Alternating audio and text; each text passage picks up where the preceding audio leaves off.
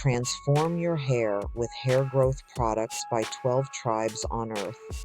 Experience natural, powerful ingredients that promote thicker, longer, and healthier hair. Say goodbye to thinning and hello to confidence. Hair growth oil, shampoo, spray, and butter by 12 tribes on Earth because your hair deserves the best. Just look for the links in the comments section. Ladies and gentlemen, since January through May, migrants from 177 different countries have entered America. You know why? Because they are taking advantage of Joe Biden's open border policy. So it just goes to show you how widespread this thing is. And this is according to Mexican officials. Nearly 1.4 million undocumented illegals from a staggering 177 countries have traveled through Mexico to the United States between January and May, according to Mexico's National Institute of Migration. The surges of illegal immigration over brief periods of time have happened in the past, but this time around it is huge, considering there are 193 member states in the United Nations. Nearly the entire world is taking advantage of Joe Biden's open invite. So, wow. Ladies and gentlemen, this is the doing of Joe Biden. All of this because they got a low birth rate. So, he called himself about 2, 3 weeks ago of temporarily closing the border. And many are saying that is a huge joke because people are still coming across the border in droves during a time period where Joe Biden claims the border would temporarily be closed. So that's turning out to be a big joke. So, an influx of undocumented migrants have overwhelmed the country's social services system. Crowded school districts that have already been bursting at the seams and flooded the streets with homeless encampments. There's also a hotly debated issue of crime. Yes, there are cities all around the country where these migrants have came into that are saying the crime is going through the roof. But according, of course, to the Biden administration, that's not happening. That's over exaggerated, according to them. hmm Statistically, studies have differed on whether the link between immigration and spikes in violence.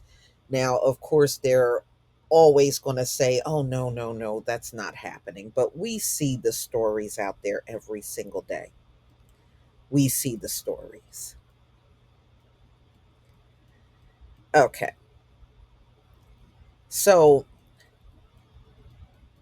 they're saying some of the stats are ambiguous, but victims allegedly are being unalived at the hands of some of these illegals. And, many people are blaming the crime on Joe Biden. So, this is a direct result of Biden's invitation to people around the world who illegally migrate to the United States. Illegal migration from Mexico into the US is nothing new and has ebbed and flowed over the years. It's a perennial issue. But the global influx using the world's busiest corridor of illegal immigration from Mexico to the United States has already created a virtually irreversible situation in the country. So, even if the Biden administration or a new president wanted to deport illegal immigrants, the sheer number of natives from countries created a complex roadblock. Each country is going to have a different requirement about what kind of travel documents do you need. Can you prove that they are from that country? No, because many of them aren't even given a real name, because a lot of illegal immigrants throw their documents away so they can just make up who they are. And we know they've been doing that. Look, up in New York, I was reading one story. They arrested this one guy, I think like over 10 times. And each time he gave a different name. So we know they're doing that. They'll never find out who they are. If someone's from Honduras, he can easily say he's from Peru. What are you going to do? Nothing. And probably won't even deport that person knowing they got false information about them. Even logistically, with migrants from 177 countries sneaking into the US, they said, this creates, if you wanted to deport them, it's going to create a crazy amount of flights to get them out of here. So if there's 177 countries, that means there are 177 consular services, diplomatic agencies that have to deal with these people. And some countries may not even accept undocumented immigrants back into their country, or will slow walk the process. Some countries would prefer we just keep them. So they'll make it difficult.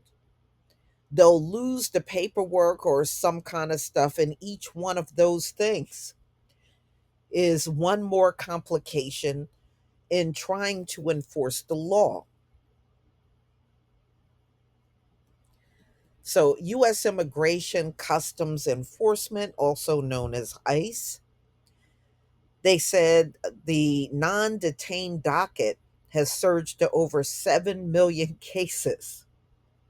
And they said that doubled from the time Donald Trump was in office, according to data obtained recently. And, it's going to keep increasing. And like I said, if Joe Biden wins, the first thing he's going to do is open up the floodgates again.